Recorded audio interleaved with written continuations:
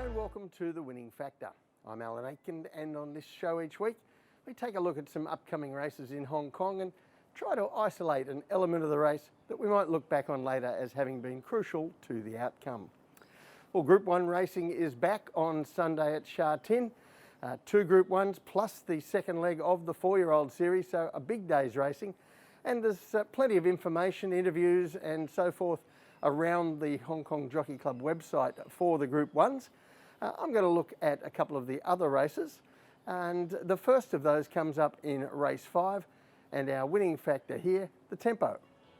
And when we take a look at the field, there'll be a few fans for horses like Oscar Glory or Sam's Love, Breeze of Spring down in the handicaps. But I think this will come down to pretty much a two-horse race for most punters between Master Hero and Charity Grace.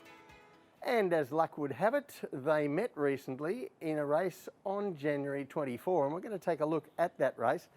This is race 366 of the current season, and Master Hero in aqua colours, gate 1, jumps a little bit awkwardly, but he soon finds a good position following a genuine pace along the rail in about 5th to 6th. While Charity Grace, he's in the purple colours, gate 14, goes all the way back to the rear, then crosses over to the fence, and he gives Master Hero about 5 lengths through most of the race. Then they turn for home. Master Hero gets through on the inside, chases down the leaders, and Charity Grace, he comes through really finishing off strongly, much stronger than Master Hero in fact, and runs him to a neck at the finish. So when we look at the map for Sunday's race, how they set up at the start, and this time, once again, Master Hero draws well, and this time Charity Grace also draws well. In fact, inside his major rival here, he meets him 3 pounds better at the weights as well, so checkmate, you say. In a race with very little speed, the idea is that the lower draw helps Charity Grace take a similar position to Master Hero this time, without 5 lengths to make up, and that should seal the deal. And I've no doubt that Charity Grace is going to be our favourite in this race on that basis, but I'm nothing if not a contrarian. And I want to show you another replay of Charity Grace. And this is going back a couple of starts, race 259.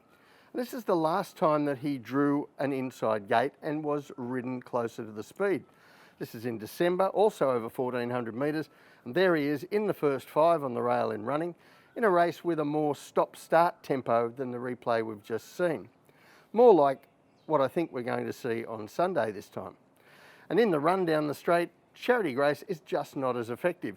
In fact, his final 400 metre sprint here, almost a second slower than the one we saw when he wound up from out the back. And he just holds his position here in the sprint home. So in a race that could be a little bit stop-start again, I think that's a little query with the favourite. So the tip in race 5, Master Hero. His winning factor, the tempo. I think Charity Grace is probably the better horse of the two. Certainly if there was speed on, he would, I think, comfortably beat Master Hero.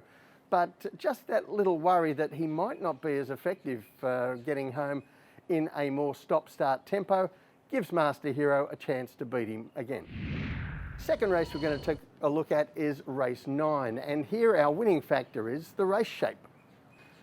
Now this is the second leg of the 4-year-old series, the Hong Kong Classic Cup over 1800 metres, and the designated lead up to this, of course, the Classic Mile over 1600 metres, and the winner of that race, Excellent Proposal, sure to be at the top of discussions again, along with his stablemate and runner-up in that race, Lucky Express.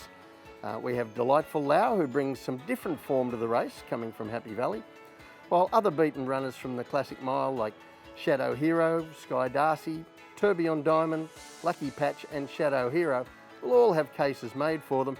It's a pretty deep sort of race.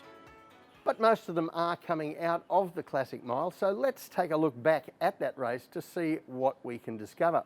And this is about a month ago. It's race 371, and the key here is the heat map, a very strong first half. Now pre-race this looked like it would be a slowly run event, but Shadow Hero and Lucky Patch tipped that upside down by duelling for the lead in what was a very fast speed, and so we see the eventual winner, Excellent Proposal, in purple colours.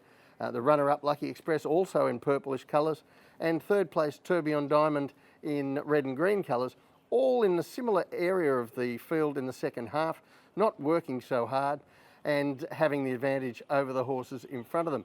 And the key move here is Blake Shin, taking Excellent Proposal to the outside, approaching the home straight, while Lucky Express and Tourbillon Diamond, they stay in and they have horses in front of them, so they get held up, while the winner has all the momentum down the middle of the track.